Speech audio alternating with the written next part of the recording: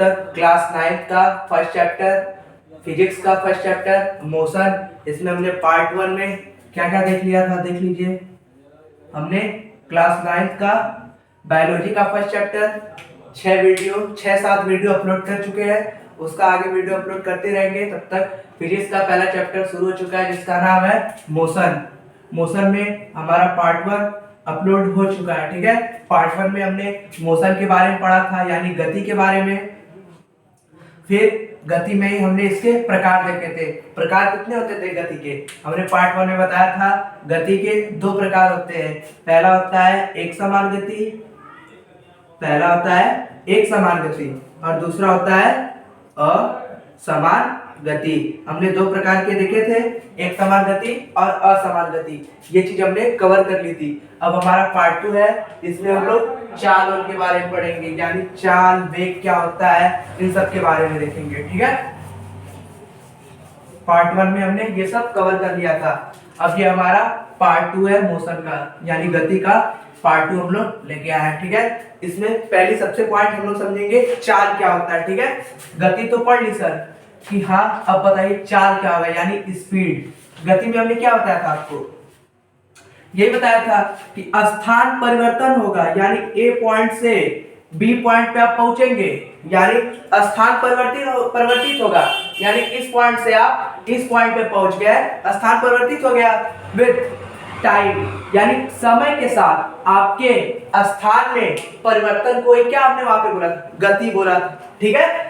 स्थान में परिवर्तन समय के साथ जब हो तो उसी को क्या बोलेंगे, गति। अब देखिए चाल में क्या होगा, चाल में सब सही रहेगा, यानी आपने ए पॉइंट से बी पॉइंट पे चला, यानी यहां से यहां तक आए, इनकी बीच की कुछ दूरी होगी, मान लेते हैं इनके बीच की दूरी x मीटर है, ठीक है। x मीटर इनके बीच की दूरी है। कितनी दूरी है, a और b के बीच की दूरी x मीटर है, और आपने चलने में समय ले लिया t।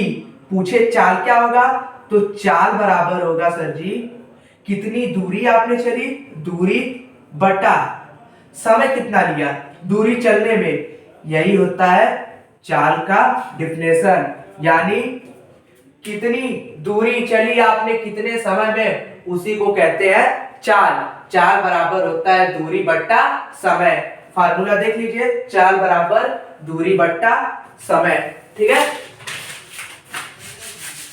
अभी हम इसके मात्रक को देखते हैं, ठीक है। रफ नहीं होना बताइए।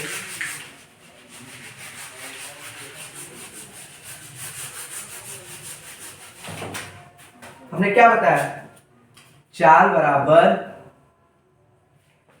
दूरी बट्टा समय, यही बताया, चाल बराबर दूरी बट्टा समय, यानी आपने एकांक समय में कितनी दूरी तय की, उसी को क्या बोलते हैं, चाल बोलते हैं, ठीक है। अभी आप इतना समझिए, इसका मात्रक देख लीजिए। पहले चाल को लिखते हैं स्पीड, यानी s से, इतना समझिए। फिर डिस्टेंस, यानी दूरी d से, टाइम t से, ठीक है। s बराबर d/t, ये हो गया इसको दर्शाने का तरीका। अब इसका मात्रक देखिए, दूरी को किस में मेजर करेंगे, मीटर में, समय को t में, यानी चाल का मात्रक होगा जो, वो होगा मीटर बटे सेकंड। टाइम, टाइम क्या होगा, टाइम को आप किससे डिनोट करेंगे, t तो होता है टाइम, ये बताने के लिए कि t हो गया इसका, पर मात्रक जो होगा वो तो सेकंड होगा ना।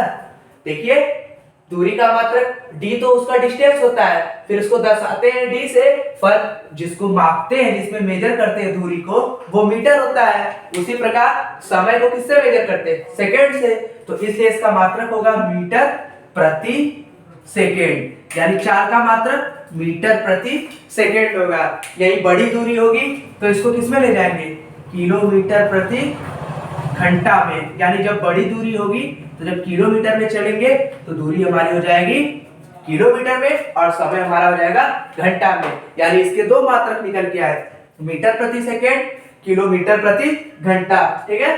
2 मात्रक हो गए। अब हम इसके समय निकालना रहेगा तो कैसे निकलेगा, दूरी कैसे निकलेगी, वो सब डिस्कस कर लेते हैं, ठीक है। फिर हम देखेंगे राशियों के बारे में। हम शॉर्ट फॉर्म में समझाएंगे आपको। देखिए हमने बताया स्पीड बराबर डिस्टेंस अपॉन टाइम, ये बताया। इसका मात्रक मीटर प्रति सेकेंड, ये मात्रक बताया। इसी को एनसीईआरटी में ऐसे लिखता है, मीटर प्रति सेकेंड इनवर्स। ये जब ऊपर नीचे से ऊपर आता है तो पावर -1 हो जाता है, ठीक है। तो इसी को बोलते हैं इनवर्स, ठीक है। बस इतना समझते चलिए, नीचे से ऊपर आया इसलिए इसकी पावर -1 आ गई है। बस हमने क्या होता है, स्पीड बराबर डिस्टेंस अपॉन टाइम, यही हमको टाइम निकालना रहे तब, तो टाइम बराबर इसके अपॉन 1 कर दीजिए, इसका इधर क्रॉस इसका इधर क्रॉस, जब इसका इधर होगा तो t, फिर s इधर आएगा, ये हो जाएगा d अपॉन s, यानी time is equal to d upon s आया। यानी टाइम निकालना रहेगा तो दूरी को 4 से मल्टीप्लाई भाग कर देंगे, यानी डिवाइड कर देंगे। अगर आपको स्पीड चाहिए तो दूरी को आप किससे कर देंगे, समय से। यही अगर आपको दूरी निकालना रहे तब, तो दूरी निकालना है d से, हमको दूरी चाहिए तो इसका इसमें गुणा करना पड़ेगा, यहाँ भागे में आ जाएगा गुणे में, तो t इंटू स्पीड, ये हमारा आ गया 3 फार्मूला निकल गया। यानी दूरी चाहिए तो हम समय और 4 को आपस में मल्टीप्लाई करेंगे, अगर हमको समय चाहिए तो दूरी से किससे डिवाइड करेंगे, स्पीड से। अगर आपको स्पीड चाहिए तो डिस्टेंस जो है यानी दूरी जो है उसको किससे, टाइम से। तीनों फार्मूला निकल गया, मात्रक पता ही है। ये देखिए ये किसका, स्पीड का मात्रक क्या होता है, मीटर प्रति सेकेंड। यही टाइम का चाहिए तो टाइम का सही सेकेंड होता ही है, और इसका क्या होगा, सेकेंड कैसे आए ये भी देख लीजिए, नहीं तो फिर कंफ्यूज लगाएंगे। डिस्टेंस का मात्रक मीटर, स्पीड का मीटर प्रति सेकेंड, ये इसके प्रति है, इससे कट जाएगा तो सेकेंड आ गया ना, टाइम का मात्रक सेकेंड निकल आया। उसी तरह डिस्टेंस का देखिए, टाइम का मात्रक क्या है, सेकेंड, इनटू स्पीड का मात्रक मीटर प्रति सेकेंड, ये इसके अपान में है, सेकेंड से सेकेंड कट गया यानी बच गया मीटर, यानी डिस्टेंस का मात्रक भी क्या होगा, मीटर होगा। तीनों का मात्रक हमने निकाल के बता दिया, तीनों का फार्मूला। अब इस पे एक आध सवाल देख लेते हैं, फिर हमारा क्लियर हो जाएगा, ठीक है। फिर हम राशियां पढ़ लेंगे। फार्मूला बस दिमाग में लेके चलते रहिए, सवाल अपने आप कर ले जाएंगे। क्वेश्चन है, देखिए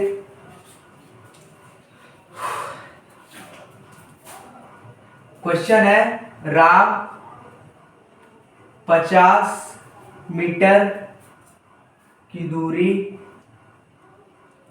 राम 50 मीटर की दूरी 50 सेकेंड में तय करता है तो राम का चाल बताइए, ठीक है। तो राम का चाल बताइए, ये हमारा क्वेश्चन हो गया। इसको कैसे लगाएंगे, देखिए इसमें हमको क्या क्या गिवन है, आंसर लिखिएगा। पहले देखिए क्या क्या क्वेश्चन में दे रखा है, राम 50 मीटर की दूरी, यानी आपको क्या दे रखा है, पहला पॉइंट दूरी, हाँ सर दूरी बराबर 50 मीटर, सर मीटर दे दिया। फिर 50 सेकेंड में तय करता है, यानी 50 सेकेंड क्या है, हमारा समय है, यानी समय हमको दे दिया है 50 सेकेंड, यानी 50 मीटर की दूरी 50 सेकेंड में तय करता है। तो राम का चाल, यानी हमको चाल निकालना है। हमने चाल का फार्मूला क्या होता है, चाल बराबर दूरी बट्टा समय, ये फार्मूला हमने बताया आपको, चाल बराबर दूरी बट्टा समय। तो रख दीजिए, दूरी का मान 50 मीटर अपॉन समय का मान 50 सेकेंड, क्या कट जाएगा, 50 से 50 कट गया, इसका आंसर आ गया 1 मीटर प्रति सेकेंड की चाल से चला है सर जी राम, तभी जाके वो 50 मीटर की दूरी 50 सेकेंड में तय कर लिया है। समझ में आया इसका आंसर। अब एक क्वेश्चन और कर लीजिए आप लोग, करके कमेंट में हमको आंसर दीजिएगा उसका, हम सवाल लिख दे रहे हैं, ठीक है। इसका स्क्रीनशॉट लीजिए पहले आप लोग, ठीक है। इसका स्क्रीनशॉट, सवाल लिख लीजिए।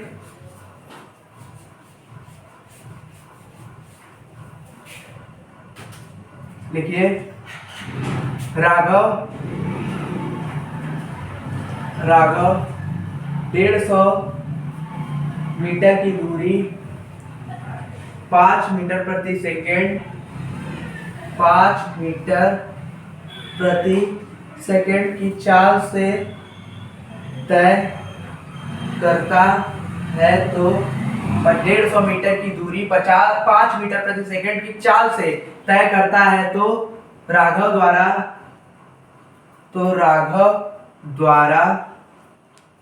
लिया गया समय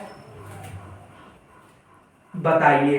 यानी हमको क्या निकालना है, टाइम निकालना है। देखो टाइम हमको बताना है, हमको चाल दे रखा है, 150 मीटर दूरी दे रखी है, हमको समय बताना है। आंसर तीनों फार्मूला बताए थे, कोई एक लगा के हमको आंसर कमेंट में दीजिएगा, ठीक है। कितना समय लेगा यानी सेकंड, कितना सेकंड लगेगा हमको आंसर में दीजिएगा। पार्ट 3 के लिए तब तक के लिए लाइक करिए, शेयर करिए।